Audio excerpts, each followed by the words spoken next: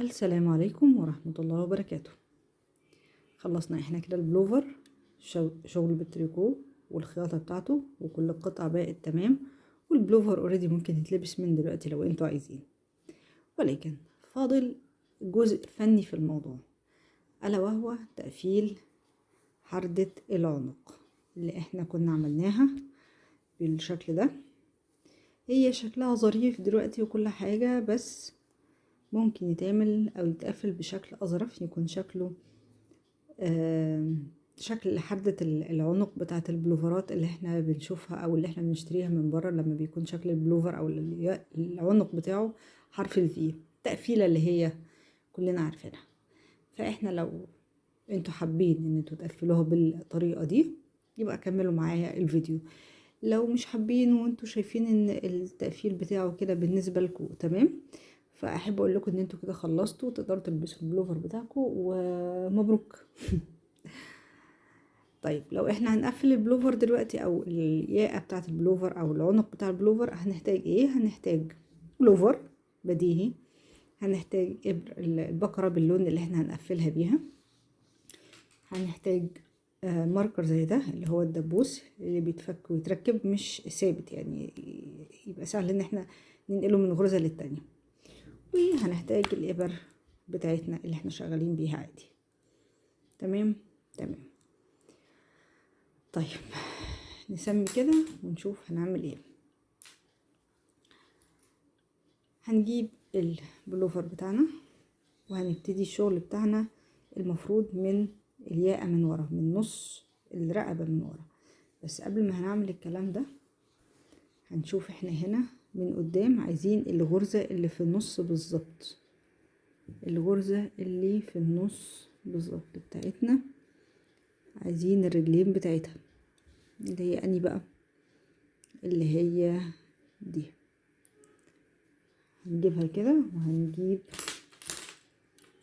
الماركر بتاعنا وهنحطها هنا في النص عشان نبقى احنا عارفين. وبعد كده هنقلب البلوفر عادي وهنبتدي من نص، يعني مش بالظبط، مش شرط يكون بالظبط، بس التقريبي نص الياقة بتاعتنا من ورا هنا. هنجهز الخيط وهنجيب الإبرة وهنبتدي ان احنا نشتغلها او ان احنا نركب غرز جديدة عن الطريق ده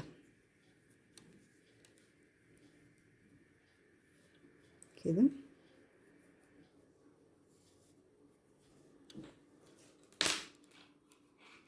ونشتغل نعمل غرز جديدة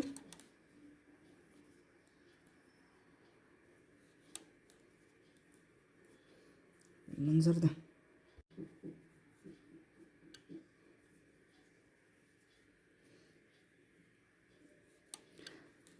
هنكمل الجزء بتاع العنق من ورا لحد ما نعدي كتف، وبعدين هوريكم احنا المفروض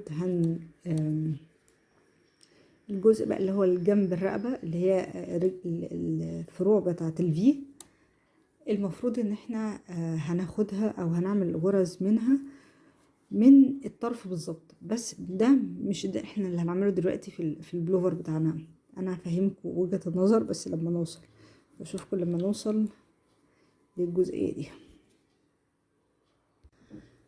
طيب المفروض دلوقتي ان احنا ناخد الغرز او نلقط غرز على الفرعين بتوع الفي او الفرعين بتوع الرقبة. المفروض ان احنا لما نلقط الغرز بنلقطها في الافرع اللي هي اول صف خالص للغرز اللي احنا عاملينه، اللي احنا كنا عاملين فيها التقليل بتاعة الحردة. ولكن احنا لو خدنا فعلا الصف الاولاني ده هتلاقوا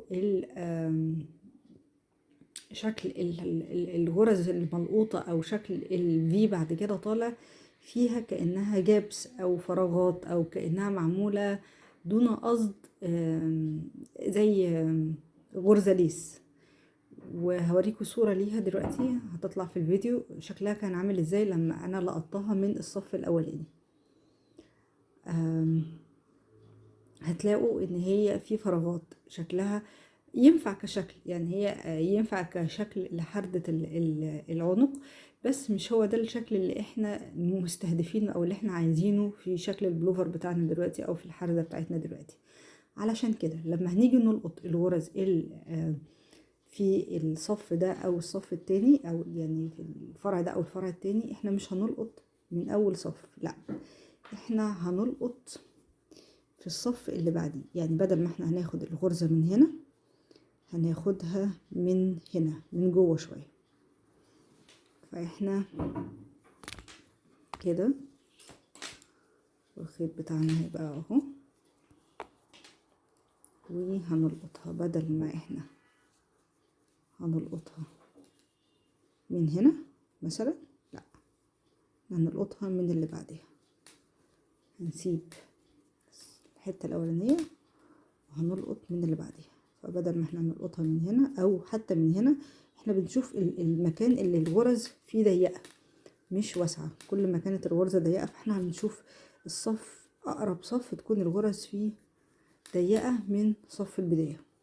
هنخلص الحتة دي لحد ما نوصل للماركر بتاعنا اللي احنا حاطينه في نص الغرز او في نص الرقبة، وهنشوف هناخده ازاي او هنلقطها ازاي. فهنخلص بنفس الطريقة دي، ناخد من اول صف ضيق بعد الصف الاولاني، ونركز بحيث ان احنا نبقى بناخد من نفس الصف، مش بنحيد عنه او بنقرب من الحافة بتاعتنا، لا هيبقى نفس الصف اللي احنا ماشيين عليه، علشان احنا عايزين نفس السمك ده يبقى زي هو في كل الشغل بتاعنا، في كل حبة العنق اللي احنا هنشتغلها دلوقتي. قربنا احنا اهو من الغرزة اللي في النص، فهناخد الاول واحدة هنا،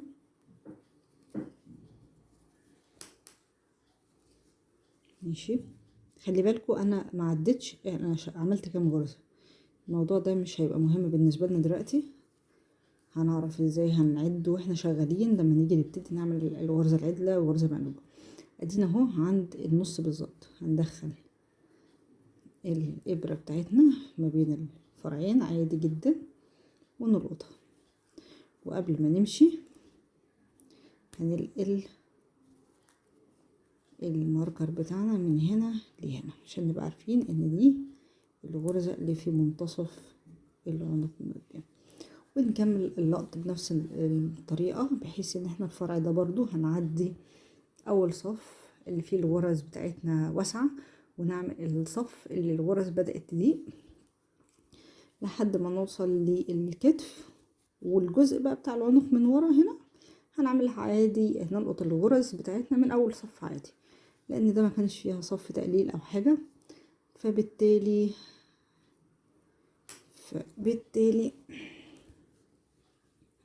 الموضوع بالنسبة لنا مفيش غرز واسعة هتضايقنا او هيبقى شكلها مش حلو. فاحنا هنكمل اللقط هنا الغرز، تمام. ونيجي بعد ما نخلص لحد ما نوصل لاخرة الجزء ده، وبعد كده الجزء اللي هنا، ونبتدي الصف الاولاني اللي هنبتدي بقى فيه شغل غرزة عدلة وغرزة مقلوبة، تمام. اوكي، هنبتدي بقى دلوقتي نشتغل الصفوف بتاعتنا غرزة عدلة وغرزة مقلوبة لحد ما نوصل او لحد ما نخلص الصف بتاعنا، تمام. هنشتغل عادي، هنكمل دلوقتي مع بعض غرزة عدلة وغرزة مقلوبة لحد ما نوصل للماركر اللي احنا عاملينه، الغرزة اللي قبل الماركر او الغرزتين اللي قبل الماركر هنشوف هنشتغلهم ازاي تنقيص، علشان نبتدي ناخد الشيب بقى بتاع السبعة والشيب بتاع شكل الياء. نشتغل دلوقتي لحد ما نوصل للماركر، نيجي نشوف هنقللها ازاي. وزي ما قلت لكم انا ما عدتش انا عملت كام غرزه، انا هشتغل غرزه عدله وغرزه مقلوبه لحد ما اخلص الصف الاولاني ده، وهوريكم ايه اللي هيحصل. المفروض ان انا او الهدف ان انا اعمل عدد زوجي من الغرز عشان نبتدي الصف بتاعنا غرزه عدله ننهي غرزه مقلوبه. طيب لو في حاله ان انا ما عملتش عدد غرز زوجي، ايه اللي هيحصل؟ هنيجي عند اخر غرزتين وهنعملهم مقلوبين عادي مع بعض. لما نوصل لها برضه هوريكم ازاي، بس انا حبيت ان انا اسبق بالمعلومه دي عشان ما تتوتروش. نخلص لحد الماركر ونيجي نشوف هنعمل هنا ازاي.